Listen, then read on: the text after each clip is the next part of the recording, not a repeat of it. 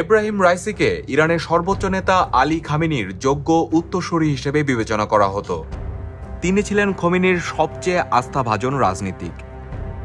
2021 থেকে 2024 সাল এই সময়ে প্রেসিডেন্ট থাকাকালে তিনি বিশ্ব রাজনীতিতে একজন গুরুত্বপূর্ণ নেতায় পরিণত হন।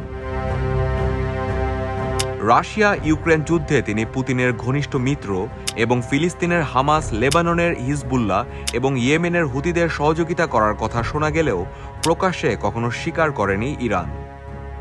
প্রেসিডেন্ট হিসেবে কেমন ছিলেন এব্রাহিম রাইসি জানবো আজকের স্টার স্পেশালে। এব্রাহিম রাইসির সময়ে ইরান ইউরেনিয়াম গবেষণায় অনেক এগিয়ে যায়। একই সাথে সামরিক শক্তি এবং অস্ত্র উৎপাদনেও বেশ শক্ত অবস্থান তৈরি করে।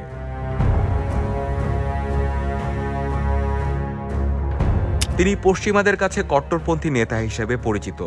তার বিরুদ্ধে পশ্চিমাদের অভিযোগ, তিনি রাশিয়া ইউক্রেন যুদ্ধের সময় রাশিয়াকে অস্ত্র সরবরাহ করেছেন এবং আন্তর্জাতিক জাহাজ রুটে আতঙ্ক হয়ে দাঁড়ানো হুতিদেরকে নানাভাবে সহায়তা এবং হামাসকে প্রশিক্ষণ ও অস্ত্র সহায়তা দিয়েছেন। পশ্চিমা বিশ্বের অভিযোগগুলো একপাশে রেখে দেখিনি এব্রাহিম রাইসির উত্থানের এবং কর্মজীবনের গল্প। 1960 সালে এব্রাহিম রাইসির জন্ম ইরানের দ্বিতীয় বড় শহর মাশহাদে। রাইসির বাবা ছিলেন একজন ধর্মীয় নেতা। বাবার পদাঙ্ক অনুসরণ করে তিনি 15 বছর বয়সে পবিত্র কুম শহরে এক শিয়া মাদ্রাসায় যোগ দেন।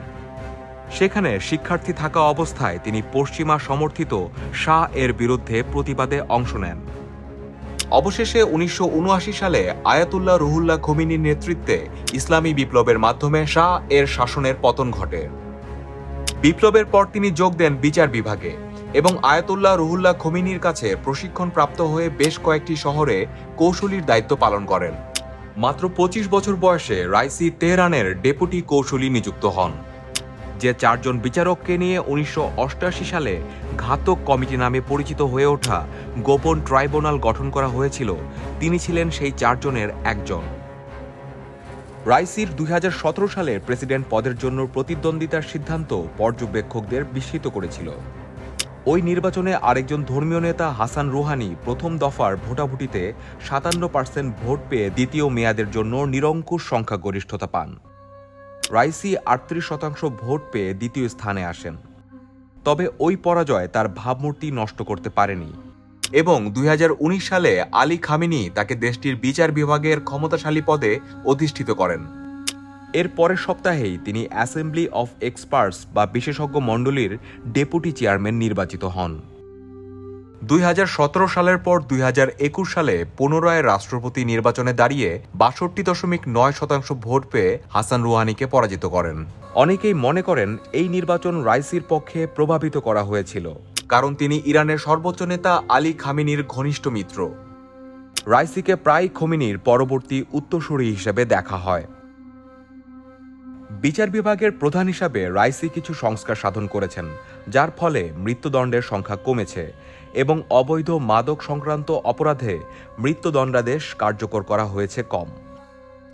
2018 সালে ডোনাল্ড ট্রাম্প আন্তর্জাতিকভাবে স্বীকৃত ইরান পারমাণবিক চুক্তিকে কোনো প্রকার বাস্তব অভিযোগ ছাড়াই চুক্তিটি বাতিল করে দেন এবং একই সাথে ইরানের উপর নতুন নতুন সব নিষেধাজ্ঞা আরোপ করেন। তবে 2021 সালে এব্রাহিম রাইসি প্রেসিডেন্ট পদে নির্বাচিত হওয়ার পর ক্ষমতার সমীকরণ বদলাতে থাকে। এ সময় মার্কিন যুক্তরাষ্ট্র সহ অন্য পারমাণবিক শক্তিধর রাষ্ট্রগুলো ইরানকে নতুন পারমাণবিক চুক্তি সই করতে চাপ দিলে উল্টো শর্ত দিয়েছিলেন রাইসি। তিনি দাবি জানিয়েছিলেন 2017 সালের পর ইরানের উপর আরোপ করা সমস্ত শর্ত তুলে নিতে হবে। সেই সাথে নতুন চুক্তিতে এমন শর্ত যোগ করা হবে যাতে ভবিষ্যতে যুক্তরাষ্ট্র চুক্তি থেকে সরে যেতে না পারে। এই পরিস্থিতিতে দেশটি তাদের ইউরেনিয়াম সমৃদ্ধকরণ কর্মসূচি নতুন করে চালু করে, অস্ত্র উৎপাদন বাড়িয়ে দেয়, তাদের বহরে যোগ হয় নতুন নতুন সব ড্রোন এবং ক্ষেপণাস্ত্র। শেষমেশ তিনি মার্কিন যুক্তরাষ্ট্রের সাথে পারমাণবিক চুক্তি আটকে দিয়েছিলেন। তবে রাইসির বিরুদ্ধে কিছু অভিযোগ রয়েছে। আন্তর্জাতিক মহলে ইউক্রেন যুদ্ধ থেকে ক্রমবর্ধমান উত্তেজনার মুখোমুখি হয়েছিলেন, যেখানে তেহরান রাশিয়ার মস্কোর কাছে ইরানের ড্রোন বিক্রি করে। ইসরায়েলের চিরশত্রু হামাস যোদ্ধাদের প্রশিক্ষণ ও তাদের অস্ত্র দেওয়ার অভিযোগ রয়েছে তার বিরুদ্ধে। এছাড়া রাইসি গত মাসে ইসরায়েলে ইরানের ড্রোন এবং ক্ষেপণাস্ত্র হামলাও তদারকি করেছিলেন। 1988 সালে একটি বিতর্কিত বিচার বিভাগীয় কমিশনে প্রসিকিউটর হিসেবে অংশগ্রহণের জন্য তিনি প্রথম ইরানি রাষ্ট্রপতি হিসেবে মার্কিন যুক্তরাষ্ট্রের নিষেধাজ্ঞার তোপে পড়েছিলেন। জাতিসংঘের একটি প্রতিবেদন অনুসারে ইরানের বিচার ব্যবস্থায় তার ভূমিকার জন্য তিনি সমালোচিত হন। 2018 থেকে 2019 সালের মধ্যে কমপক্ষে 9টি শিশুর মৃত্যুদণ্ড কার্যকর করার অনুমোদন দিয়েছিলেন তিনি। রাইসি সরকারও মাসা আমিনের বিতর্কিত আটকের বিষয়টি পরিচালনা করার জন্য ব্যাপকভাবে সমালোচিত হয়েছে। মাসা আমিনি গ্রেপ্তারের পর নিহত হয়েছিলেন, যার ফলে 2022 সালের শেষের দিকে সারা দেশে বড় আকারের বিক্ষোভের সূত্রপাত হয়েছিল।